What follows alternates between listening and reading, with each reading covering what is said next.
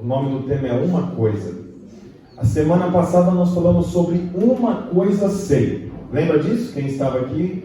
Então, uma coisa sem, nós falamos já. Se você não ouviu essa mensagem, tem lá no canal do YouTube. Nós usamos o texto de João, capítulo 9. Se você quiser saber mais, você entra lá, assiste a palavra. Eu não estava aqui à noite, estava de manhã. De manhã eu peguei, acho que é a minha que está lá, né, online. É a minha. 26 minutos, gente. É um tapinha, você ouve a pregação. Ouve lá, eu tenho certeza que você vai ser muito edificado. E, se quiser pôr mais cadeira aqui na frente, pode pôr, viu? Os irmãos do diácono ali, Se quiser pôr aqui, na lateral aqui, não tem problema. Hoje nós estamos lotados aqui. Glória a Deus! Olha que bênção. Muito bom, feliz por isso. Hoje eu quero falar sobre uma coisa fácil. O texto que eu quero ler está lá em Filipenses, se você quiser abrir a sua Bíblia, ou se quiser acompanhar por aqui também. Filipenses no capítulo 3. Essa é uma fala de Paulo, uma coisa fácil, nós vamos chegar nisso. Antes eu quero começar lendo o versículo 3. Paulo fala assim, é uma carta que Paulo está enviando, né? As epístolas, como chama no Novo Testamento, são cartas enviadas. Então, ele envia uma carta para os irmãos da igreja de Filipe, e lá ele diz assim no capítulo 3, finalmente, meus irmãos, alegrem-se no Senhor. Escrever-lhe de novo as mesmas coisas, isso aqui também achei bem legal. Escrever-lhe de novo as mesmas coisas não é cansativo para mim, é uma segurança para vocês. Então Paulo envia uma carta e ele diz na carta, olha, eu estou escrevendo as mesmas coisas que eu já havia dito, mas para mim é muita alegria. É interessante porque tudo que nós aprendemos é por meio da repetição. Portanto, nós precisamos entender que nós precisamos repetir muitas coisas para que essas coisas se tornem costumes para nós. Amém? Vamos aí, coloca a cadeira, isso. Bom. Então, o versículo 2 fala assim, cuidado com os cães. Ouve isso. Cuidado com esses que praticam mal. Cuidado com a falsa circuncisão, pois nós é que somos a circuncisão. Nós que adoramos pelo Espírito de Deus, que nos gloriamos em Cristo Jesus e não temos confiança alguma na carne. Embora eu mesmo tivesse razões para ter tal confiança, se alguém pensa que tem razões para confiar na carne, eu ainda mais. Circuncidado no 8º dia de vida, pertencente ao povo de Israel, a tribo de Benjamim, verdadeiramente hebreu, quanto à lei, fariseu, quanto ao zelo, perseguidor da igreja, quanto à justiça que há na lei, irrepreensível. Então Paulo aqui, nesses 6 primeiros versículos, ele fala sobre o passado dele, quem ele era. E nessa carta que ele envia, ele diz para os irmãos da igreja que está recebendo a carta, olha, toma cuidado com os cães. Eles pregam sobre a circuncisão, esquecendo que nós somos a circuncisão. Então é interessante que aqui Paulo está fazendo referência pontualmente a quem? Aos fariseus. Os fariseus que vinham pregar dizendo o seguinte, para você ser aceito por Deus, você precisa de ser circuncidado. Paulo fala, não precisa mais ser circuncidado, porque a circuncisão agora é no coração do homem, é na alma do homem, ele fala. Aqui ele fala então, tomem cuidado com esses que pregam sobre a circuncisão. Ele está falando sobre os religiosos. E é interessante porque Paulo envia uma carta, e ele não diz para os irmãos tomarem cuidado com a prostituição, tomarem cuidado com a mentira, tomarem cuidado com qualquer outro pecado imoral. A carta que Paulo envia é assim, cuidado com os religiosos. Olha que interessante, porque religioso é um grande problema. O religioso é um problema por quê? Porque ele acha que ele precisa de métodos, de rituais, de uma conduta para tocar o Senhor. O que não é verdade. Então ele diz que precisa ser circuncidado. A circuncisão era no homem, no órgão genital, cortado a ponta da pele do pênis do homem. E os fariseus diziam que Deus só se agradava do homem se ele passasse por esse processo altamente natural e físico. Paulo está dizendo, não é assim, isso é coisa de religioso. Se fosse assim, eu sou circuncidado desde o 8º dia de vida, eu sou filho de judeu, eu sou fariseu. Então quer dizer, não é assim, não é desse jeito. Aí ele continua, versículo 7, diz assim: mas o que para mim era lucro, passei a considerar como perda, por causa de Cristo. Mais do que isso, considero tudo como perda, comparado com a suprema grandeza do conhecimento de Cristo Jesus, meu Senhor, por quem perdi todas as coisas. Eu as considero como esterco para poder ganhar Cristo. Então, lembra que eu falei? Nos 6 primeiros versículos, Paulo lembra o passado dele. O capítulo 3 de Filipenses é como se fosse uma mini biografia de Paulo. Os 6 primeiros versículos, ele lembra de quem ele era. Nos versículos de 7 a 10, ele fala quem ele é. Então ele fala, eu abandonei todas essas práticas religiosas. Então, Paulo, ele era um fariseu, membro do Sinédrio, conhecedor das leis.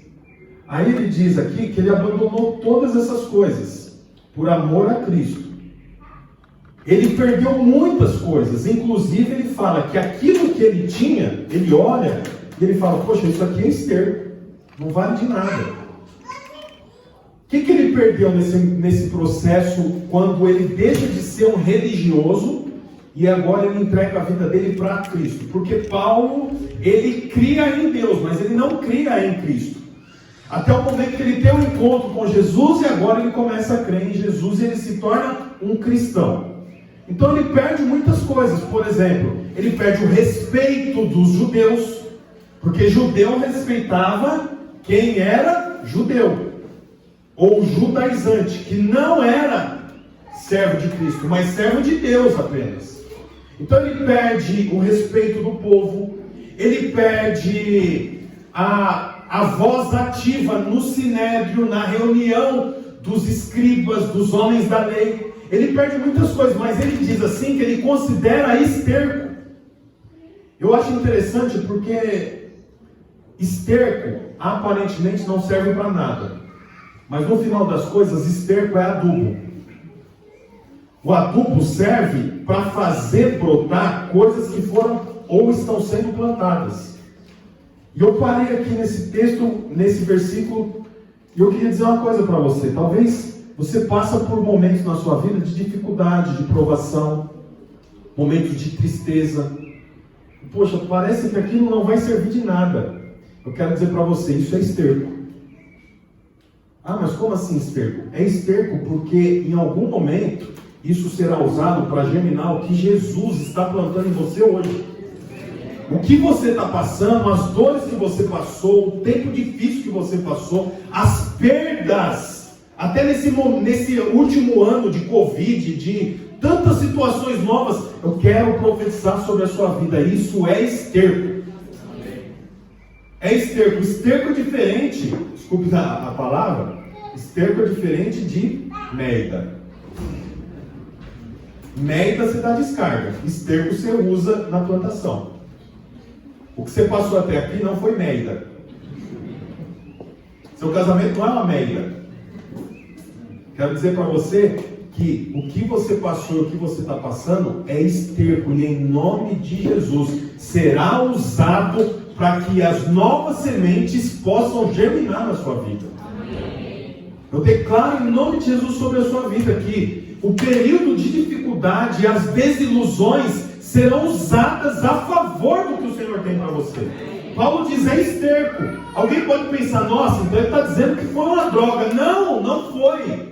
No entanto, Paulo, que anteriormente era um fariseu e não tinha contato com os gentios que eram os não-judeus, agora a Bíblia mostra que ele se torna o maior pregador dos gentios. Sabe por quê? Porque aquilo que ele tinha antes se tornou esterco. E agora, aquilo que ele tinha, que se tornou esterco, é usado para germinar e ele se torna o maior líder do cristianismo. Portanto, não pense que os dias maus que você viveu, não pense que os dias de turbulência não serviram para nada. Se você está em Cristo, os dias maus são esterco para você. Se você está em Cristo, os dias maus servirão para germinar novas sementes. E são sementes que você não pode ver, que eu não posso ver, porque a semente fica lá na terra. Ela precisa germinar. O esterco é usado para isso. O texto continua aqui dizendo assim: eu as considero como esterco para poder ganhar Cristo e ser encontrado nele, não tendo a minha própria justiça que procede da lei, mas a que vem mediante a fé em Cristo. A justiça que procede de Deus se baseia na fé. Quero conhecer Cristo, o poder da sua ressurreição e a participação em seus sofrimentos, tornando-me como ele em sua morte, para que de alguma forma alcançar a ressurreição dentre os mortos. Aí o texto continua no versículo 12, que é aqui que eu quero que você preste bastante atenção em tudo que eu falei aqui, para você entender o que eu vou dizer agora. Não que eu já tenha obtido tudo isso, ou tenha sido aperfeiçoado, mas prossigo para alcançá-lo. Você sabe, Paulo fala aqui do passado dele e do presente dele. Mas Paulo, nesse versículo 12, reforça que ele não alcançou o que ele está dizendo. Ou seja, ele está falando sobre algo que ele ainda não alcançou totalmente, mas ele continua prosseguindo. Isso é um ponto interessante. Sabe por quê? Porque Paulo sabe que tem falhas, sabe que existem espaços abertos na vida dele, mas ele continua prosseguindo. Ele diz aqui, o versículo 12: não que eu tenha obtido tudo isso, ou seja, tudo que ele falou aqui atrás, tudo que nós lemos aqui atrás, a questão do esterco, a questão de quando ele era fariseu, tudo isso ele não alcançou 100%, mas prossigo. Olha que interessante. Você sabe que nós muitas vezes achamos que nós precisamos ser perfeitos. Eu quero dizer para você uma coisa: Paulo não era perfeito e se tornou o maior líder do cristianismo. Sabe por quê? Porque mesmo não sendo perfeito, ele prosseguia. O problema nosso é que muitas vezes, quando eu olho para mim e vejo coisas irreprováveis, ou melhor, reprováveis, ao invés de eu continuar prosseguindo, eu paro. Então eu olho para mim e eu vejo que os meus olhos não são bons como deveria. Eu olho para mim e percebo que o meu casamento não é bom como deveria. Eu olho para mim e percebo que eu não sou um bom marido como deveria, uma boa esposa como deveria, um bom filho, um bom cristão. Mas ao invés de eu prosseguir, eu paraliso. Paulo está dizendo o contrário. Não que eu tenha obtido tudo isso. Paulo não obteve tudo isso. Não pense que você vai obter tudo, mas tem uma grande diferença. Paulo terminou a carreira dele, combateu o bom combate, não porque ele foi o melhor, mas porque ele prosseguiu, porque ele não paralisou. Deixa eu te falar uma coisa: o Senhor não ama mais você, ou menos, por conta das suas respostas. O Senhor ama você por completo, por quem você é. Portanto, não pense que pontos reprováveis da sua conduta devem fazer você paralisar. Pontos negativos devem fazer eu prosseguir. Eu achei tremendo isso, porque eu já vi muitas vezes esse texto, mas eu não tinha percebido que Paulo fala: não que eu já tenha obtido tudo isso, ou tenha sido aperfeiçoado. Quer dizer, não é perfeito, mas prossigo para alcançá-lo. Quer dizer, eu não paro, eu continuo. Ah, pastor, mas eu sou um boca suja. Pois é um grande problema isso. Mas isso não pode fazer você paralisar, tem que fazer você prosseguir. Ah, pastor, ixi, eu sou uma fofoqueira. Tem fofoqueiras aí? Não, brincadeira.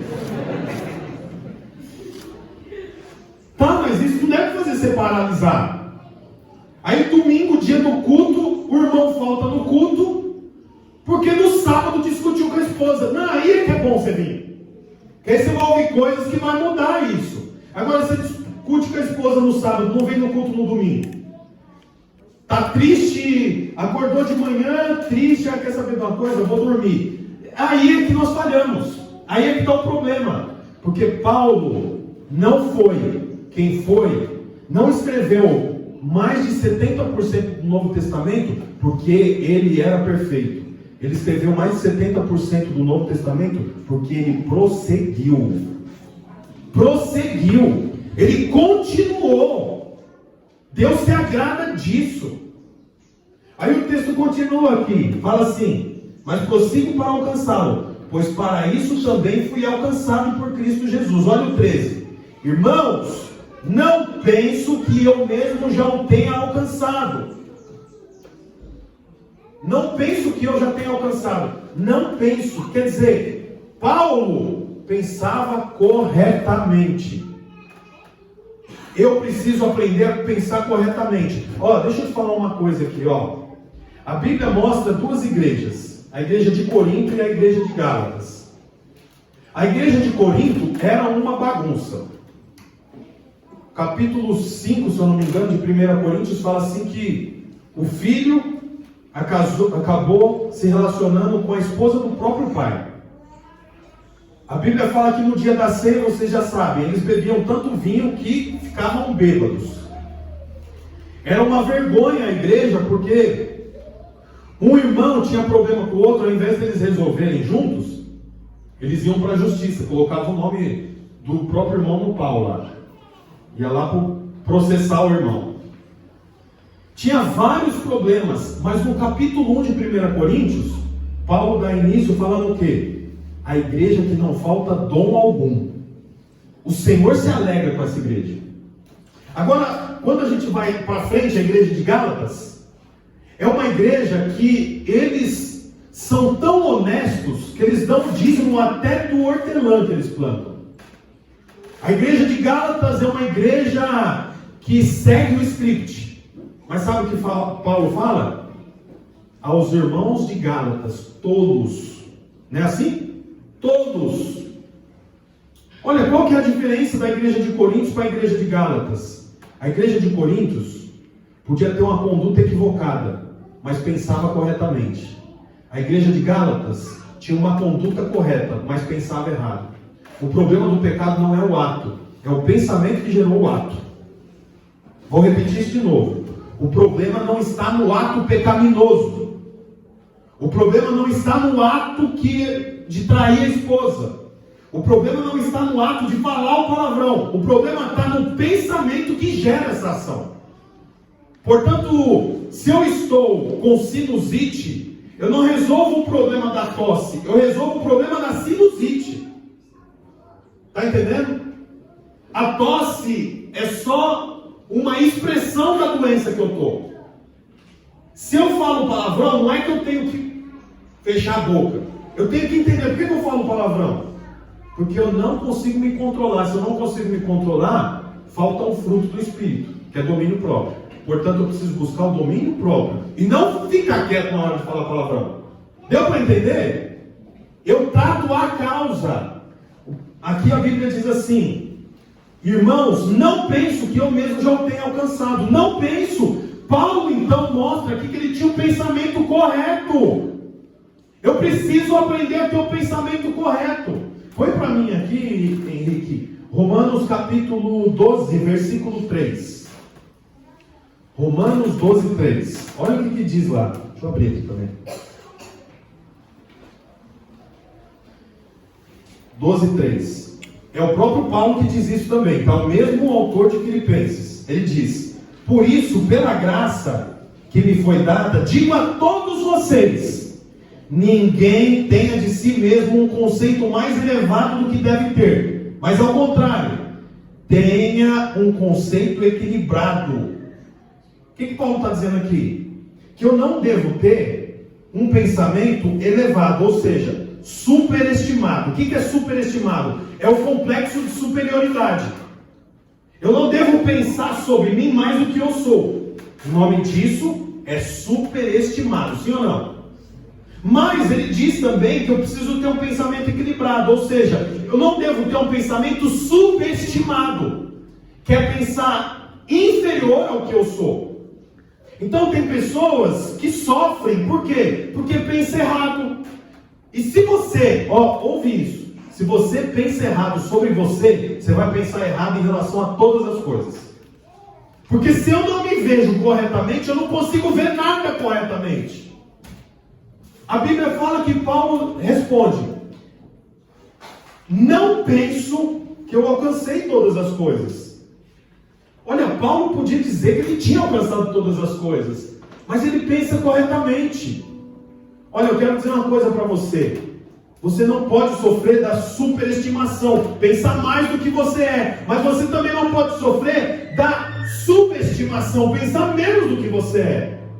Pensamento equilibrado. Paulo tinha um pensamento equilibrado. Quer saber como você tem um pensamento equilibrado? Se olhando de fora. Desenvolva o poder de se ver de fora. Quando você tratar a sua esposa, desenvolva o poder de se ver de fora. Nossa, agora é uma hora boa para tirar fotos, viu, Lucas? Que eu já vou descer. Nossa, olha, eu falo assim com ela. Nossa, que estúpido, né? É um baita momento também da mulher ver de fora. Nossa, olha só como eu sou desconfiada. O rapaz chegou todo sujo e eu achei que ele estava me traindo. Preciso mudar isso. Olha, isso você desenvolve se olhando de fora. Sabe como eu não tenho superestima e nem subestima? Nem para cima nem para baixo, mas equilibrado? Desenvolvendo o poder de me ver de fora. Quando você se vê de fora, você começa a perceber as falhas que você tem. Você começa a notar quanto estúpido, ignorante, arrogante, falso, fofoqueiro você é. Paulo pensava corretamente, é por isso que ele sabia que ele não tinha alcançado todas as coisas, mas ele não paralisava, ele continuava. O final do versículo fala assim, versículo 13. Cadê? 12, 13. Como resultado... Opa, não. Aqui. 13. Irmãos, não penso que eu mesmo já o tenha alcançado. Mas... Põe o banner lá, agora é a hora do banner. Momento brilhante do banner. Mas uma coisa... percebeu aqui? Mas uma coisa faço, esquecendo das coisas que ficaram para trás, avanço para que só adiante de mim. Olha que interessante, isso é tremendo. Vai bater palma, palma, Senhor. Uma coisa faço. Olha só, deixa eu te falar uma coisa. Paulo foi o maior líder do cristianismo. Ele não fez muitas coisas, ele fez uma coisa. Esquecendo das coisas que para trás ficam, sigo para o alvo. Olha, isso aqui é coisa de gente madura. Isso aqui é coisa de gente, eu fico todinho arrepiado. Isso aqui é coisa de gente que tem poder de se ver de fora.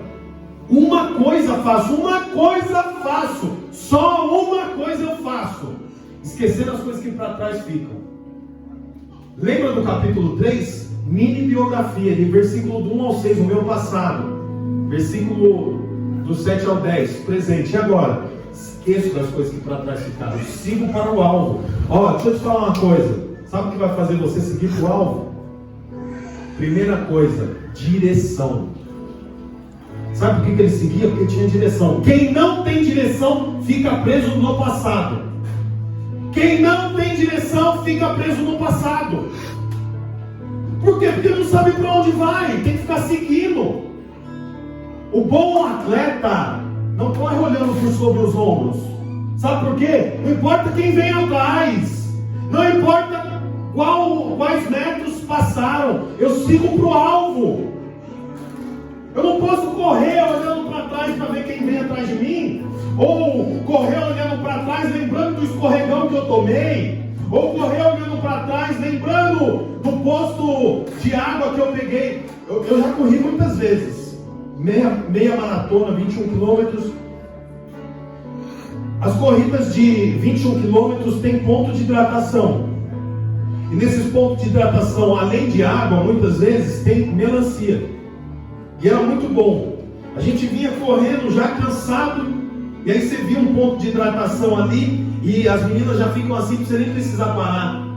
com um pedaço de melancia ou com um copo de água. E quando você pegava aquilo, era uma delícia. E eu continuava a correr, mas eu não posso continuar a correr e pensando, ai, olha, as melancias ficaram para trás.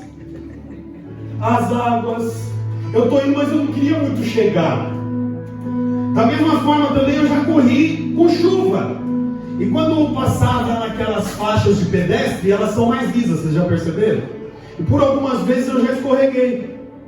Da mesma forma eu tenho que levantar e continuar seguindo para frente, e não pensar, ai, escorreguei, vou correr mais devagarzinho, para mim não sofrer um novo tombo.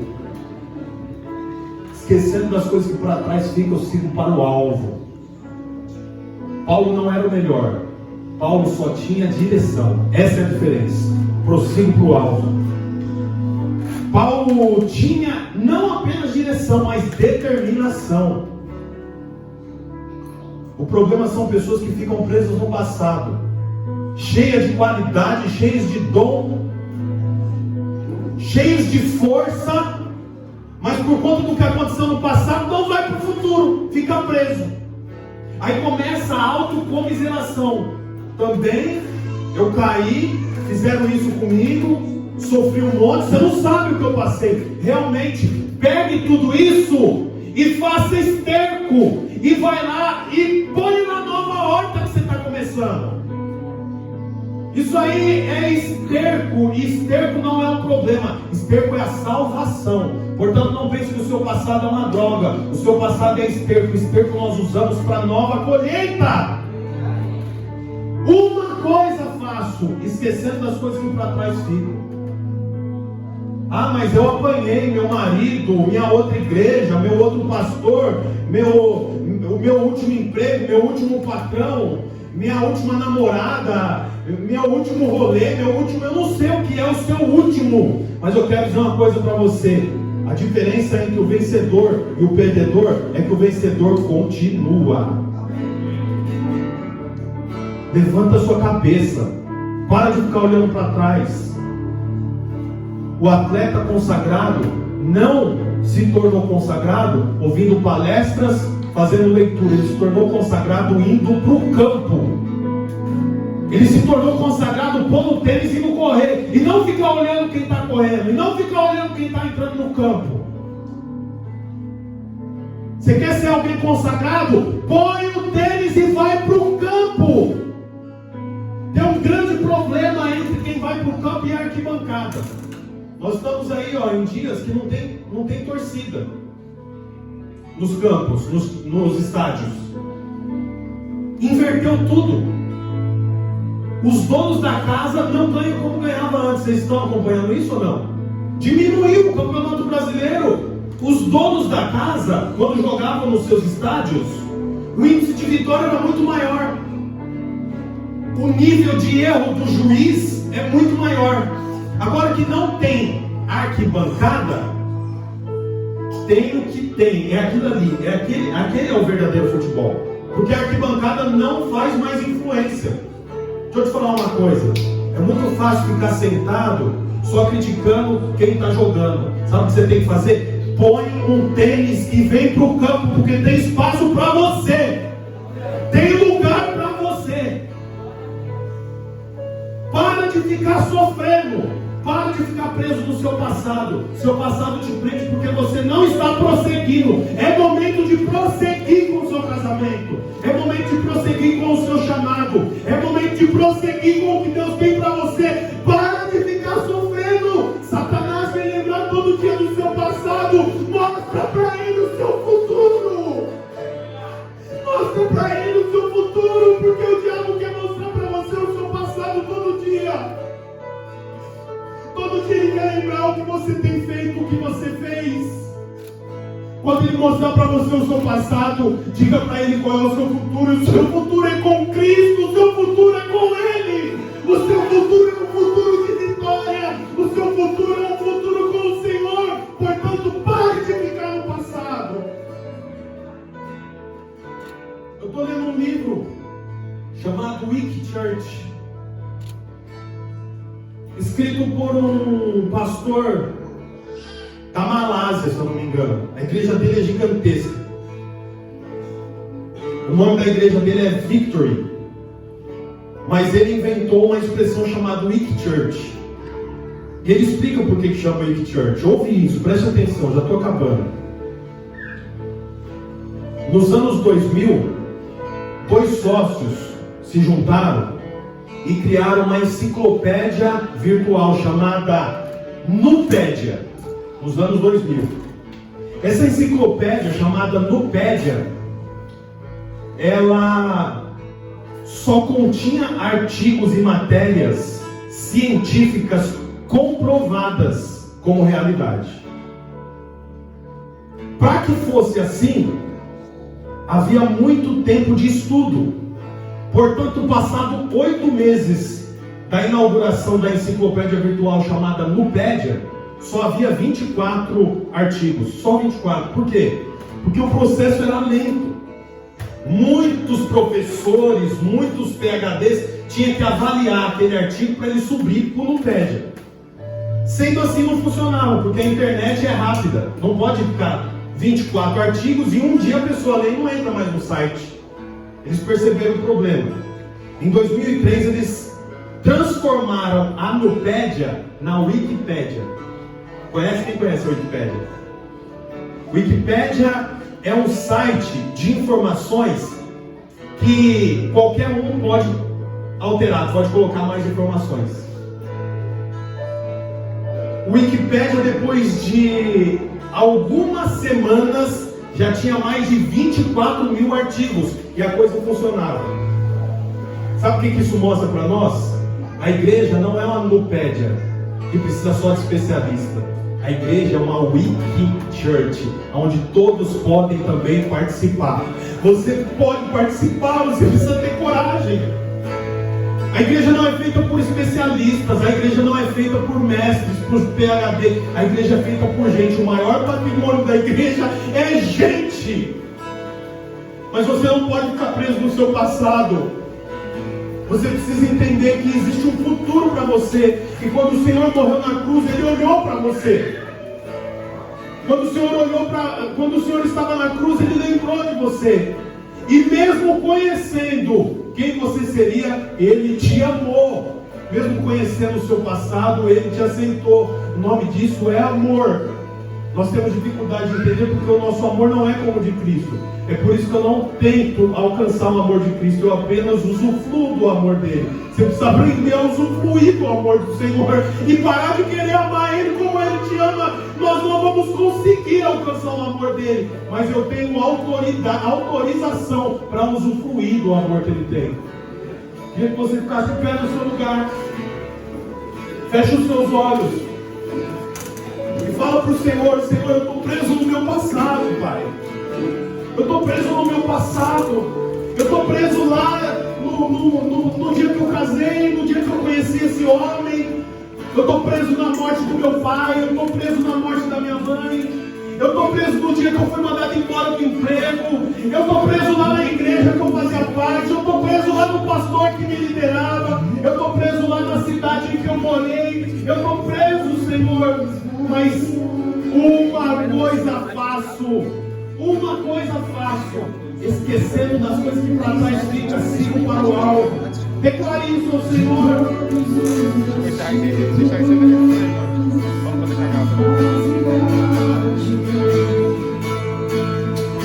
Oh, quero me esvaziar da religiosidade. Quero me esvaziar de mim. Quero me esvaziar. Cante essa canção, cante essa canção. De todos os meus títulos, de todo na palavra de ti.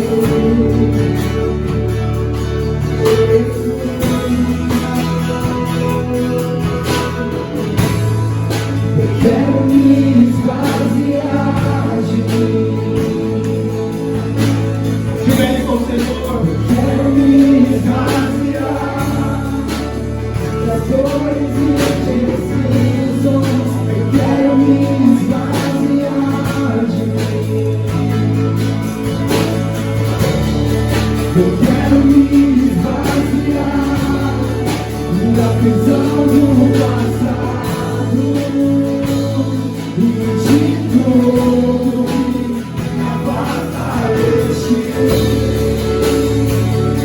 Diga pro Senhor, pra onde eu irei, Senhor? Só tu tens as palavras de vida eterna. Onde me esconderei? Tu és o ar que eu respiro, tua presença me atrai. Onde eu irei? Pra onde eu irei, Senhor? Só tu tens as palavras de vida eterna. Onde me esconderei? Tu és o ar que eu respiro, tua presença me atrai. Aleluia. O finalzinho do texto diz assim, ó, no Filipenses 3:14. Prossigo para o alvo, a fim de ganhar o prêmio do chamado celestial de Deus em Cristo Jesus. Todos nós, olha o que diz agora, todos nós que alcançamos a maturidade, devemos ver as coisas dessa forma. Né? Está escrito isso. Todos nós que alcançamos a maturidade, devemos ver as coisas dessa forma. Portanto, tudo isso que eu falei tem dois detalhes. Primeiro é para quem? Para quem tem maturidade. Se você tem maturidade, você tem condições de abandonar as coisas do passado. E segundo, é para quem? Para quem olha do prisma correto. Olha o que diz. Todos nós que alcançamos maturidade devemos ver as coisas dessa forma. Portanto, é uma escolha ver as coisas dessa forma. É uma escolha eu abandonar as coisas do passado e ver de forma diferente. Está na sua mão essa escolha. Eu queria que nós cantássemos novamente essa canção. Eu queria fazer um apelo para você. Você que enquanto estava me ouvindo, percebeu coisas que te prendem no seu passado. Você quer abandonar as coisas do passado, abandonar coisas que te prendem. Eu quero dizer para você, esse é o jeito para você prosseguir. Enquanto nós cantarmos, eu queria que você saísse do seu lugar, desce aqui à frente. Eu quero orar por você. Feche os olhos e deixe o Senhor falar no seu coração. E saia do seu lugar, saia do seu lugar dentro. Se você quiser se ajoelhar, faça como você quiser, mas em nome de Jesus. Abra a mão e saia do seu passado. Saia do seu passado, por favor, saia do seu passado. Saia do seu passado. Onde eu irei? Para de cavar, saia do passado. De vida eterna. Onde me esconderei? Tu és o ar que eu respiro, tua presença me atrai. Então nunca com teu amor.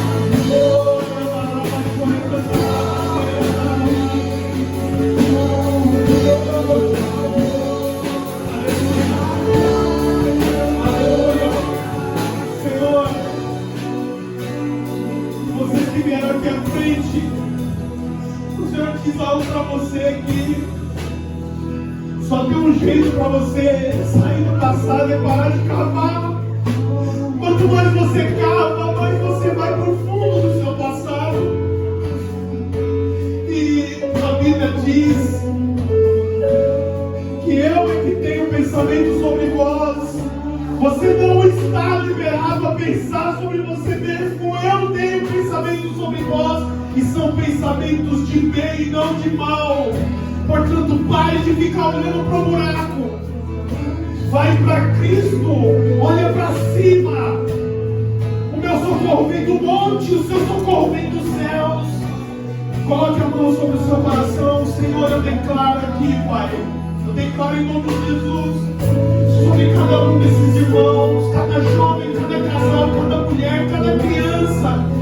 Eu declaro em nome de Jesus: o passado é apagado. O Senhor se esquece do seu passado.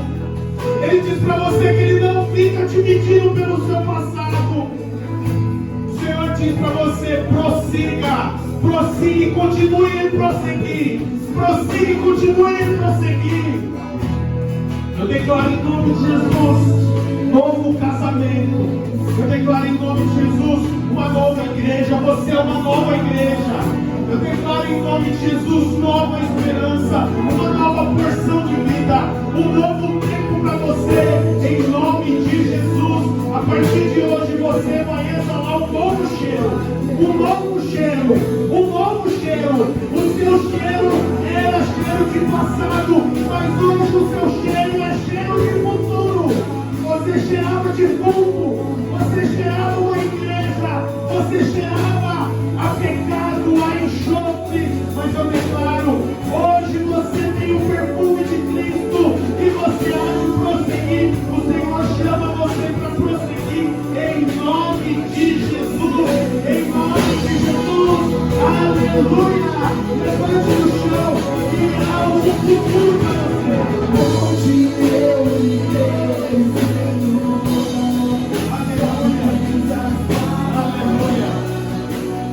em nome de Jesus eu declaro sobre a sua vida, profetizo sobre você, há um novo futuro. O Senhor diz que Ele derrama sobre você um perfume, uma essência sobre você. Você sabe que um vidro de perfume de 50 ml não é tudo perfume. Tem algumas gotinhas de essência, que é o que dá o cheiro que nós gostamos. O Senhor diz para você que há muitos líquidos em você, mas a partir de hoje há uma essência nova e vai desenvolver um novo perfume, uma nova fragrância sairá de você em nome de Jesus. Amém, irmãos? Volte para o seu lugar. Glória a Deus que você tem estado aqui. Nós já estamos encerrando. Quero convidá-los a estar aqui domingo que vem junto conosco, culto às 10 da manhã e às 18h30. Tudo que foi pregado aqui vai estar no YouTube. Se você quer que alguém ouça essa mensagem, depois você entra no YouTube e direciona para essa pessoa. Em nome de Jesus, eu declaro sobre você vida de Deus, alegria do Senhor. Aos visitantes, obrigado por terem vindo. Volte a semana que vem e lembre-se disso: sigo para o alvo. Uma coisa só eu faço. Amém. Deus abençoe a todos.